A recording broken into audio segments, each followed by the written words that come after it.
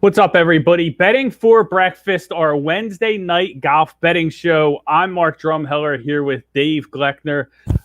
Coming off a wild weekend, Patrick Cantlay gets the win.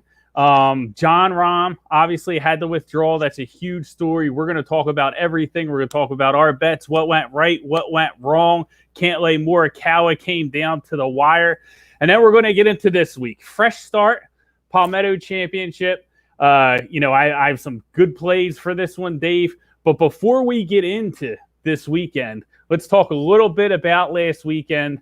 We'll start with the big story, which I think is John Rahm. Him really dominating, coming right into form, getting ready for the U.S. Open, everything going according to plan, and then is forced to withdraw as he tested positive for COVID-19. Again, we're in a situation where we're getting these historic happenings that no one could ever expect, right? And sports books, paid out a lot of their bettors with the Rahm tickets, but just a crazy, crazy weekend in the world of golf. It really was. I mean, the news that I just don't know. I don't know if there was a right way to do it, but to find out when you're walking off the 18th hole after shooting a 60, 564 on Jack's course. He was just in full control of that tournament, up 6. And them to break it to him then, you could see the just absolute heartbreak, right? Mm-hmm. And John Rahm. The tournament was over. I mean, he was not losing from that distance with that type of gap and how he played, frankly, the rounds on Friday and Saturday. I'm not sure if there was a better way to do it. Obviously, cameras are on, everything like that. I'm almost wait that if they could have done it back in the scorer's tent, but tough for John, really tough. But rules are rules, and there was a reason he was getting tested every day. I still don't know exactly what the backstory was there, but he had this contact tracing that they were worried about, and they kept testing him every day, and it finally hit on Saturday. Tough one, but as far as the show must go on, obviously. And Cantlay and Morikawa put on one of the, better shows in recent memory here over the past couple of weeks. The 2 putts on 17, fantastic. Both of them happen to get up and down for par on 18 and then get into the playoff hole. They're both short side on the green. Both have to get up and down. Cantlay makes the longer putt for par. And Morikawa finally missed. He was money from 10 feet in all week and finally missed. So it was some good golf, some good drama. But I do feel a little bit for Rahm. Yeah, you have to. And listen, I'm a huge Rahm fan. I love Rahm. I even love when he does poorly, right? And he kind of mutters to himself under his breath. And you know what I mean? He's just like, you can connect with John Rahm, I feel like, on so many levels. But this was one I couldn't. It was just like, wow, man, like what a lesson to learn. You know what I mean? Like, how unfortunate of a situation, like, forget about the financial implications, but just, I think you hit the nail on the head is there was really no good way to handle it from the PGA's perspective.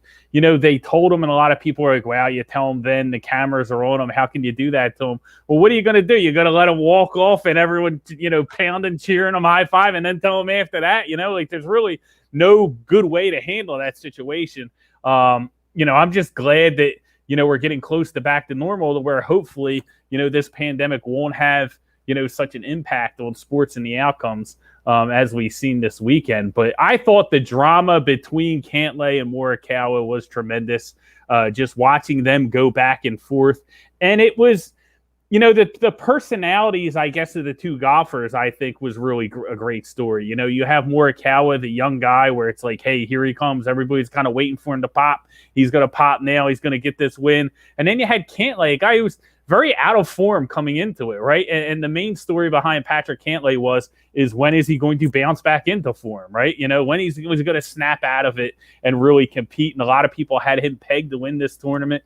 He was a kind of heavy popular name, in the circles that I spoke to, but I didn't buy it. I couldn't trust him. And I think that's, a lot of people felt, but I did bet him live on Sunday. He came through. I'm not going to lie. I was worried, about it until the very end, but that was the only bet that hit for me. It was a rough weekend in general, no top 20s, no outrights. it was just trash, ripping up tickets all weekend. So I'm excited to get to this weekend, bounce back, and get back to our winning ways. Yeah, buddy. Yeah, for sure. Can't let. Yeah, he was kind of a horse for the course, but you had no idea. But that's 2 out of the last 3-4 years there at Jack's course. Now he's becoming a kind of a regular like Tiger was there on the winners table, being able to shake hands with Jack. And good for Patrick. He's good for the game. He's good for golf. He's very. I don't know how to explain him. He's very fidgety. If you ever watch him trying to putt, he can't settle his feet. He's got this doesn't always look comfortable. Yeah, he's got this hate the face look too, right? Yeah, he looks like this guy, frat boy coming out. I don't know. There's just some stuff, but deep down inside, you got a heck of a competitor that's got one heck of a cold game. He is a clutch type of player. So when you get him deep, he finishes a lot, and he did this weekend. Yeah, he is a finisher. And, the putting, with Morikawa, that's he has that weird grip, right? Like the grip he's using now, it just seems like, it's like the claw. Like, I don't know, man. Listen, he's a tremendous young talent, great for the game of golf. But, watching those two square off was awesome. Real quick, before we move on, I want to get your take, because another talking point was the weather and how the weather impacted how, Cantlay let Morikawa shoot, and then they're like, all right, we're going to take a break. Like, what were your thoughts on that? Being a Morikawa backer, somebody who had Morikawa from the jump, pretty hefty outright ticket was on the line for you. It was a big ticket. Now, we were doing it, and we're ready to cash. And I'll tell you what, that wasn't really a good look for the PGA Tour to kind of allow him, when they know that they're about to, they got their weather out, they got the horn, they got everything going on. They're ready to call this, and they know. And luckily, Morikawa comes back out and makes that 11-footer after he flubs the chip. So did it really affect it? Probably not, because he's not going to make that chip. But it's not a great look there. It's really not probably a fair competition when you're going to make him chip and let Cantlay. He can go back and read all the greens books he wants, the angles and everything, and then he rolls the 21-footer in after he gets back. This what was it? It was only like 15, 20-minute break, but it was still enough. Yeah. Oh, yeah. It looked great. He needed precision on that putt, and he got it. Yeah, but hey, look, I'm not salty at all. I got a lot of value for my money. I know we're going to hit one. It's coming. We've hit a few before. 2 straight seconds for us. You had Spieth the week before. Now I had Morikawa last week. This one's tricky, but I think we're ready. We're dialed in. Yeah, I know 2 people are dialed in, and that's Bryson and Brooks, man. You want to talk about that real quick? This is a rivalry that's never going to die. I feel like, those guys still kind of going at it, exchanging social media barbs. I think Koepka came out today with something, if I'm not mistaken, just kind of saying that, like, hey, you know what? Like, this rivalry is great. I love it. It's good for the game. It's good for golf. And he talked about how it's, going to reach a bigger audience for golf. And a lot of people are wondering, like, man, like, he comes out with Mick Ultra and kind of doubles down on the heckling of Bryson. And a lot of people in the golf community are calling gentleman's game. They're like, we don't like this. This is a little too much. But Brooks Koepka is full speed ahead. He's full speed, man. And I already told you I'm Team Brooks on this one. And I think you saw a lot of fans up at Congressional last week that are Team Brooks too. They were getting in the baby's head. They really were. He can say what he wants. But he asked for a couple guys to get kicked out. There's no doubt in my mind. He said the police took care of them. No. This guy is phased, man. And Bryson don't want no smoke. I'm telling you, I hope they line them up next week. I hope it'll be great together. Yep. Yo, what about you? Good. It'll be tremendous. Yeah, Al Griffin checking in from Half Court Heat, and our boy Adam Cease. What's up, guys? Go Sixers. Go Cease. Give us a winner, man. Real quick, I wish I could have jumped in on Twitter and told you guys last night. I loaded up on every Embiid prop possible. I'm over the 43.5 rebounds, assists, points. I'm plus over 30.5 points. Once Jokic won that MVP earlier right before, I'm like, oh no. You knew he was going to try and make a statement. Well, if you remember, Hakeem Olajuwon watched David Robinson win the MVP. About 3 hours later, he went out and torched him. They played each other. I think he went for 36 and 21 on him in the Western Conference Finals. So there was some history when you get to see that. Oh man, these guys get fired up. But anyway, 100%. We'll have more basketball talk on Saturday. Can't wait for that show. We got a tremendous guest lined up. So don't make any plans for Saturday morning. Breakfast is going to be hot for sure. But let's get into this weekend, Dave, right? Let's pick some winners. Let's get back. Let's get the ledger balanced, right? Get some green on the spreadsheet. Palmetto Championship, right? Congaree Golf Club, Ridgeland, South Carolina, par 71, almost 7,700 yards. Very long course. What do we know about the course, and what type of players are we profiling that could be successful? Well, this one's so interesting. I mean, from the standpoint, it's our third tournament in South Carolina this year. You had, obviously, Kiowa with the PGA and RBC Heritage shortly before that. The Palmetto State gets the Palmetto Championship. And the reason for that is the RBC Canadian Open decided they weren't going to host a tournament this year. With COVID-19 and everything going on, they said, no, we want nobody coming up here to our sacred grounds and, partying. We're done. And they cancel it. PGA Tour starts panicking. They hear about this small little course down in South Carolina, just opened in 2017, by the way. Brand new, fresh course, Tom Fazio designed, but was set up for championship golf. And it was a course that was already, angling for potentially bidding on President's Cups down in 2026 and some years down the road. I mean, they're in their game of trying to build a course that could host something like this. So they put their name in the hat, and what do you know? They get it. And here we are. We're in South Carolina again. And you get a course here that is, unknown to every single PGA Tour pro virtually. I mean, you get some of those South Carolina natives like Dustin Johnson that has played it, but for the most part, it's unknown. And what we do know and what we're learning is it's long. 760 or 7,600 yards plus, par 71. It's like a link style, has a few, trees out there, but the big sandy waste areas, they cover almost 130 acres on this course. So what we're going to see is a lot of kind of interesting lies, right? You're really going to, end up in a situation where, you could be seeing some different angles from golf, some different plays. It's going to be creative golf, and it's going to be neat. It's going to be interesting. I'm really excited to see a brand new course. And the other thing I'd say about this, it is, we talked about it being a Tom Fazio Design Open in 2017. Golf Digest released their top 100 courses.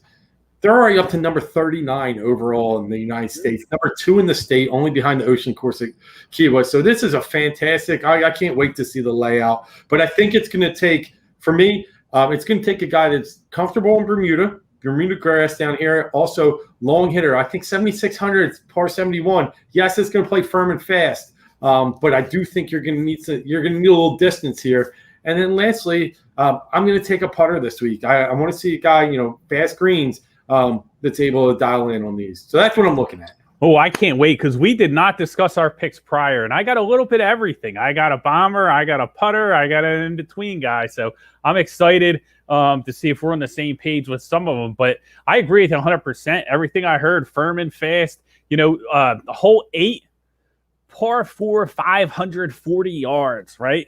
You got to get out there. And, it's going to be a lot of fun. And I like that they kind of roll this in before the U.S. Open, right? Have a difficult course people aren't used to, just kind of, it'll be fun, I think, for the audience to kind of watch, before we get into the U.S. Open, right? Which all the stars are getting ready for. That's what we're going to see Brooksy and Bryson, go at it. And it's going to be a ton of fun. Odds are already out. I'm sure John Rahm is the favorite in that event.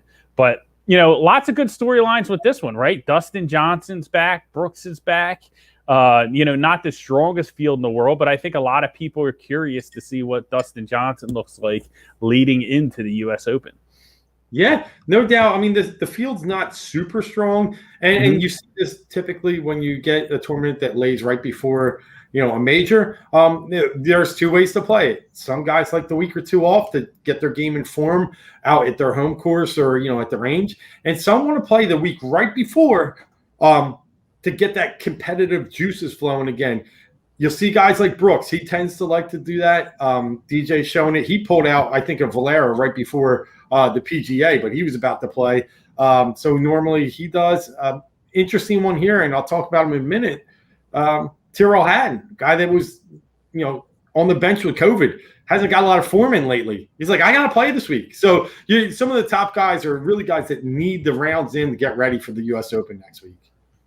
Yeah, excellent point, man. Excellent point. I mean, it's going to be a ton of fun. Like I said, some of the key stats we're going to be looking at: strokes gained approach around the green, sand saves. Dave, you talked about the sand, going to be a key factor this weekend. But you're gonna need to get off the tee. You're going to need to have a little power behind you, and I think we're going to see that. That's going to be pretty prevalent on the first day. So I can't wait to get into this weekend. I'm going to let you lead things off. I have 3 outrights.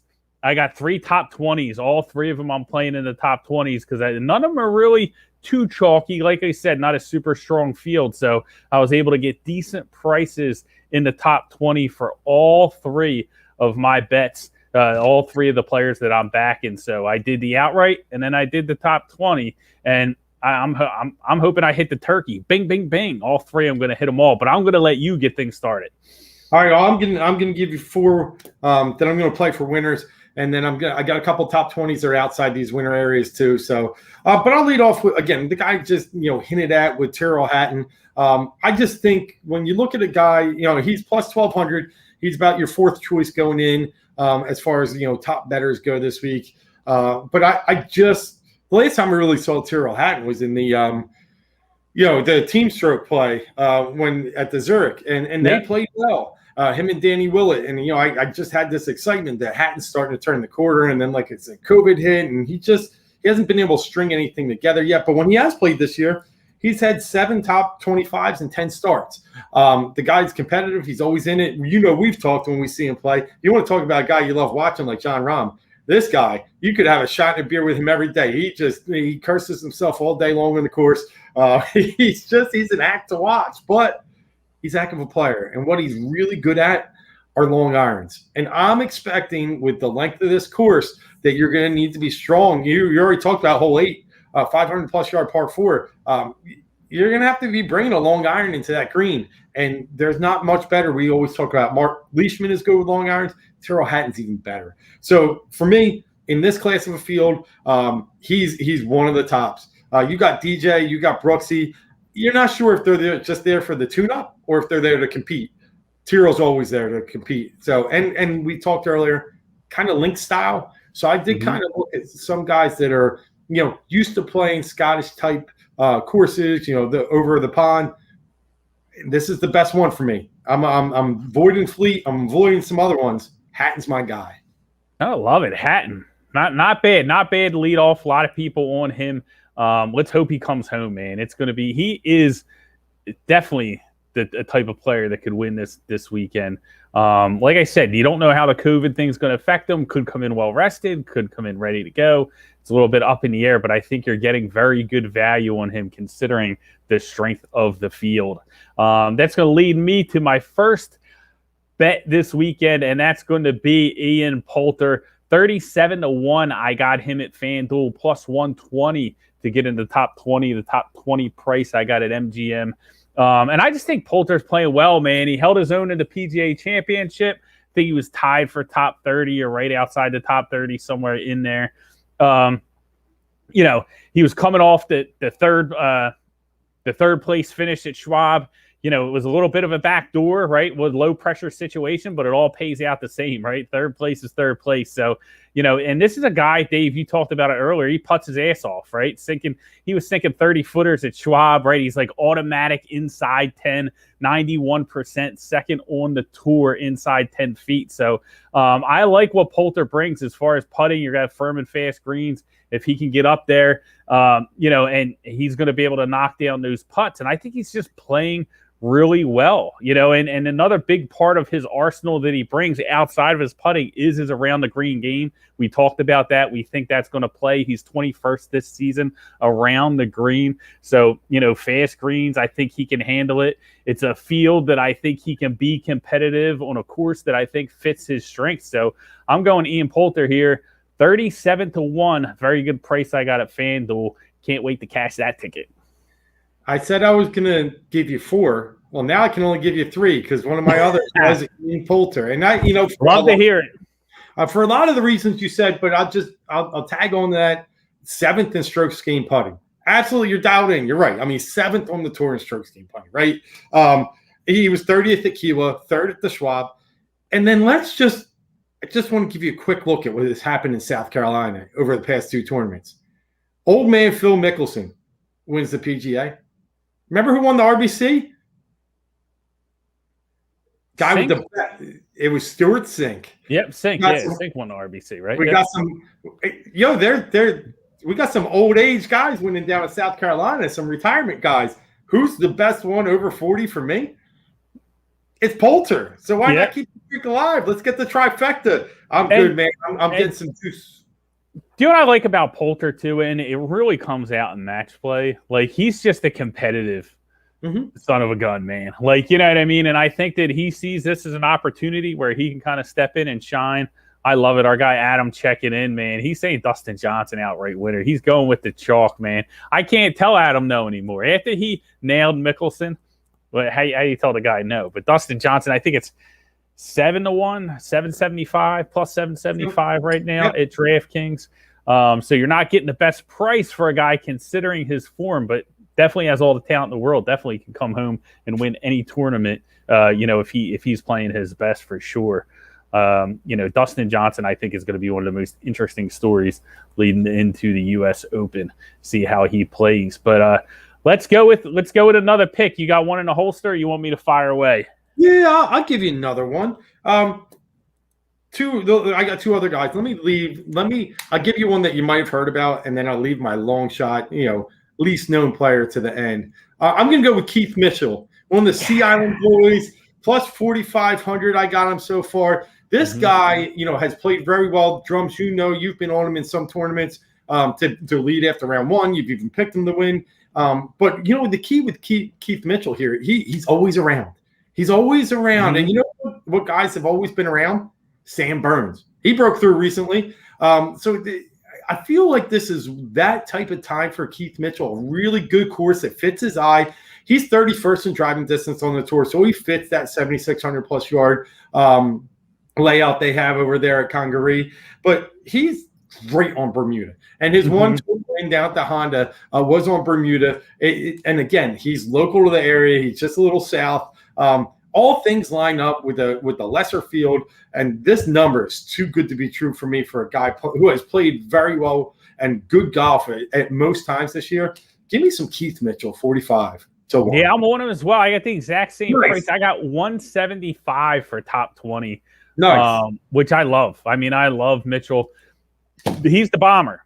I told you I was taking a bomber. He's the bomber. But listen, his putting, his putting has been better. Strokes gained positive in, I think 7 of the last 8 events. He fell off his last time out, but I kind of like that, like coming off a missed cut, like now he gets to bounce back.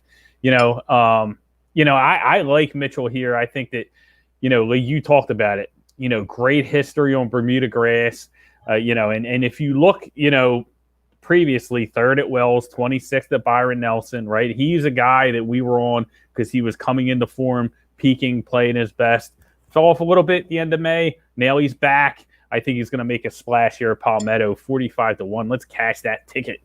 Nice. Oh, you got another winner then? I got one more. So I have Poulter, I have Mitchell, and I'm going to give you the last one. HV3, Harold Varner III, 40-1, plus 140 to make the top 20. And listen, Harold Varner, is he going to be able to get over the top, right? That's the thing. I think I like the plus 140 top 20 a little bit better than the outright, but a 40-1, I'm going to play him. He's a good ball striker. I know he's got a putt. That's going to be the thing. But hey, listen, if he gets the putting rolling, he's going to be a very tough out. He's made the cut for the last 5 events. He has 4 top 20s this season. So that plus 140, he can get there for sure. 29th strokes gained tee to green this season, 32nd around the green, 42nd approach, right?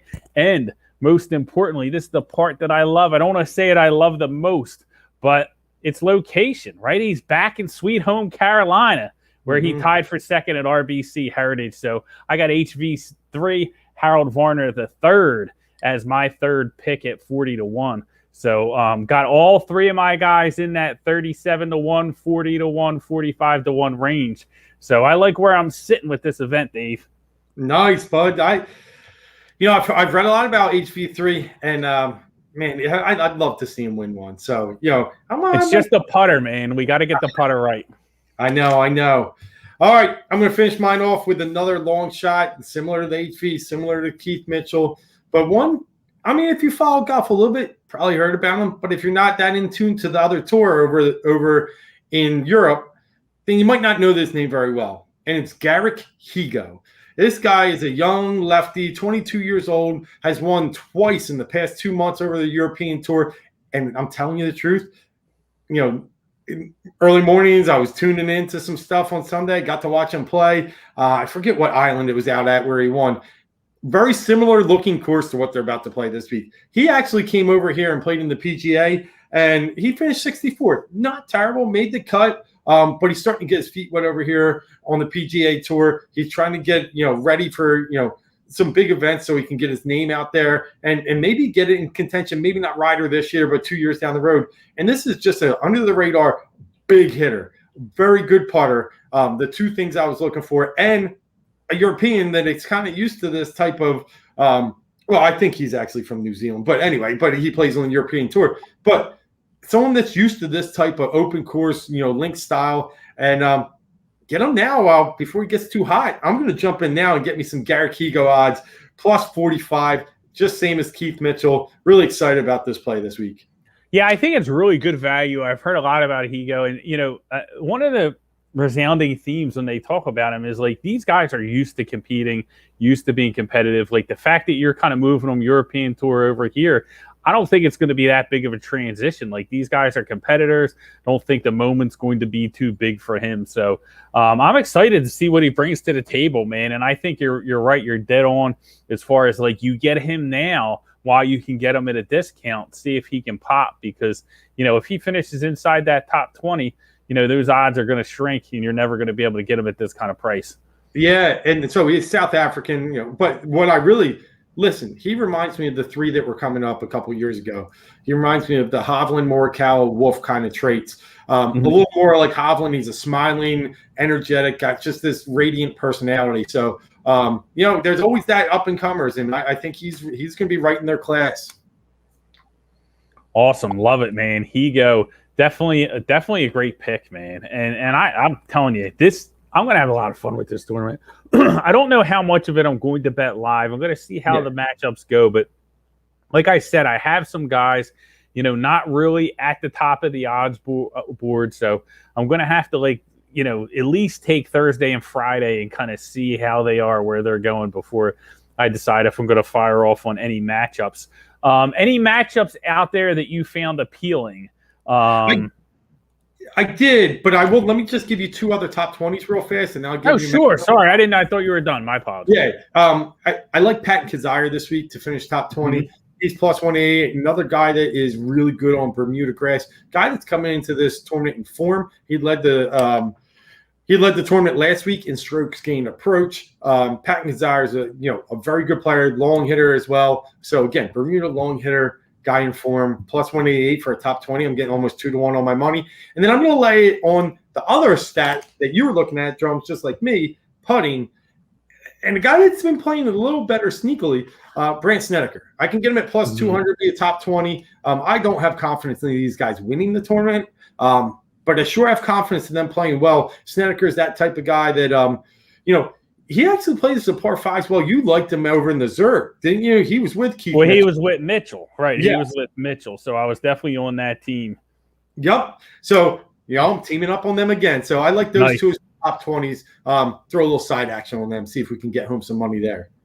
Yeah, he's another guy that can get it done with the flat stick, man. And I think that's going to be key. I think the putting is really going to determine what happens on Sunday, how this thing shakes out, by the end of the tournament. But I'm excited just to see the course, man, and see the players adapt to this course. And, of course, there's a lot of great storylines with Koepka, Dustin Johnson. So I can't wait for this weekend. What else do we have? Any matchups catch your eye? Any props that we can kind of look at, make, miss, cut? Anything else we can fire on? Yeah, I mean, the only other one, I just want to do it. And I mean, I don't really have a good reason or rationale, even though he did play good the other week. But I'm going to take Jason Duffner, minus 120 over Scott Piercy for this tournament. The Duff man came up on a leaderboard a couple tournaments ago, and we're like, where you been, bro? Yeah. And, he's that type of player that, he's just a very steady, consistent player. When he's playing well, he can roll it. He's probably lost a little bit in his distance and his accuracy, but he's still got the flat stick that can roll. I'm going to have a little fun with some Duffner action this week. Absolutely love it. Absolutely love it. Yeah, Duffner's a guy. I know a lot of people are playing their top 20. What are his odds top 20? Do they kind of like him to kind of sneak in there? Definitely interesting. Yeah. Anyone that you're particularly fading that you're like, man, this is really like a bad spot? I heard a lot of I was, talking about where obviously Koepka is in the news, with his, verbal spats with DeChambeau. But, I'm going to be personally interested just in how these guys kind of approach this weekend. Like, are they just trying to work on things and get into form for the U.S. Open, or are they really going to come out and try and win this event? And that's really what scared me away from, guys like, Koepka at the top of the odds board. So that was kind of my reasoning for not playing him. What are your thoughts on that? Yeah, I had every intent to play Brooks Koepka this week. Because we're Team Brooks. We're Team Brooksy. But what has he played? 2 tournaments that aren't majors in the past 3 months? It's I just don't see the motivation to show up and spike DeChambeau. Got it. I tried to play that last week with DeChambeau against Koepka and it didn't work. So I'm not sure it's all there for him. I'm not. I just think this is a tune-up, like you said, and I can't. 850 is a lot for a guy that hasn't won this year, and I'm not ready. I'm just not ready to invest my money in Brooks Koepka. I think listen, I know he can win. He can blow this field away. 850 is not a good price in golf, man. There's too much volatility. For an outright, it's hard, and I think that is a result of we saw the withdrawals. All right, like we saw guys like Willett. That I know a lot of people were on, right? He withdrawed. And I think that you kind of see that in the market because, it kind of shrinks the prices at the top because there's really no second tier. Like it's kind of like you're going right from 7 and 8 to 1, down to, I mean, what's Hatton at, right? Hatton and Fitzpatrick, 12, I think, were 12, 13 to 1. And I think you're seeing just kind of a gap, how it's not equally proportioned as most events. And I think that's just because of, it has to do with the placement of, having it right before the U.S. Open probably. When you look at the board and kind of see how it plays out, it's you have your tiers as always, but that top tier is very, very thin. So you're seeing short numbers there with Koepka and Dustin Johnson. How does that affect us, I guess, when we're talking about, setting our daily fantasy lineups, the fact that you don't have that, almost second tier, you have almost like an incomplete first tier, so to speak. I would think, me personally, that would just leave me to kind of stay away from the top and just try and hit home runs with the middle of the pack. Yeah, it's not a bad way to swing at it. I'm actually inclined to play studs and scrubs lineup this week, and I'm actually inclined to say, let me go Brooks and DJ, and let me see if I can filter in a couple of these Corn Ferry Tour, like Dave Lipsky, like some other guys down in the low 6,000s, and just make it happen, right? I really think that for me, I would probably load up studs and scrubs. I'd probably go 2-3 high and try and find 2-3, under 7, and try and bounce my lineup that way this week. Yeah, great point. Awesome strategy. Nick, checking in, man. We appreciate you watching. Loves the glasses. Loves Brooks, too. Listen, I do. We are Team Brooks here, man. We are not. I'll tell you, I put one lineup in already, and it's funny you mentioned that. I mean, yeah, I'm sitting here with 3 over 9,000, 3 under 7,000. So, I mean, it's just that's what I'm going to try and play this week. We'll see. Oh, Patrick Harrington with a good top 20 pick. Yeah, he did play great at Kiowa. I said Patrick. page rig. But Team Euro captain this year. So interesting. I like it. I might have to, you know what? I might have to play some Cease for that one. Sprinkle on that, man. Cease might be coming with another ringer. And I'm telling you, Nick, I love Brooks. I think he can run this field if he wants to. And that's just my fear with the plus 850. I got to be certain. Like a more in the open. This weekend, dude. I love him. I'm probably going to be loading up on him in the open, to be honest with you. Can't wait to dig into that. But we got some money to make first this weekend. Listen, if you don't have anything else, I am good. I got my 3 winners. I'm trying to hit the turkey. Bang, bang, bang. Varner, Mitchell, Poulter. I got to get in the green with those guys. If I can get them in the top 20, I'll be fine because of the way I stake it. But I'm going to stick with that. Anything else on your card, or we wrap about to get out of here? No, we wrap. I mean, there's some long shot guys. Obviously, maybe we can post them during the tournament. But look, I'm dialed in on. It looks like a pure Euro card for me, where I'm going with Hatton, Poulter, Higo, and then I will bring one of my Sea Island boys in, Keith Mitchell, obviously. A couple top 20s there. Look for Pat Kazire, Brant Snedeker, and then a matchup with Duff versus Scott Piercy. 2 guys that often get injured, so flip a coin, and that's what I got, and I'll have some fun with that one. All right, before we get out of here, right, only because you brought it up, right, nationality prop, USA winner, yes, minus 62, no, plus 125. You got a lot of Euros on the card, Dave. I got to hit that plus 125, right? Yeah, let's dial that in. I love it. I got to know. Little plus money, plus 125. Good odds there, good value. That is. So I'm looking back at our tournament too. I mean, we haven't seen someone outside the U.S. win in quite some time here. So, yeah. They're due. I like it. Plus 125. Obviously, the top 2 guys are American for sure. But, yeah, dial me in. Love it. Love it. A little plus money we leave you guys with before we get out of here. But listen, everybody, thank you for tuning in. Make sure you follow us on Twitter. You can follow me at X_Drumheller. You can follow Dave at DGleck. We'll be on all weekend talking about the golf matchups. If you got any plays, hit us up. We'll be going back and forth. We'll probably be playing some little stuff live over the weekend, to try and cash in as well. If we see some opportunity, I'm going to let things play out tomorrow for sure before I start, firing off on some live matchups. But listen, we appreciate everybody tuning in, and we will be back next Wednesday night for more golf talk. And we will be back this Saturday, NBA playoffs talk. So make sure you tune in, like and subscribe the YouTube channel at Heat Ratio Sports. Get in all the action, half-court heat. We got Flyers and Ice. We got off the tee matchups with Chris Exution. We got a ton of stuff. So make sure you hit that subscribe button. You'll catch it all. You'll be notified every time it comes on. But go to the YouTube channel if you haven't, Heat Ratio Sports Network. Make sure you subscribe. Thanks for tuning in. Let's get this money this weekend, guys, and we'll see you next week.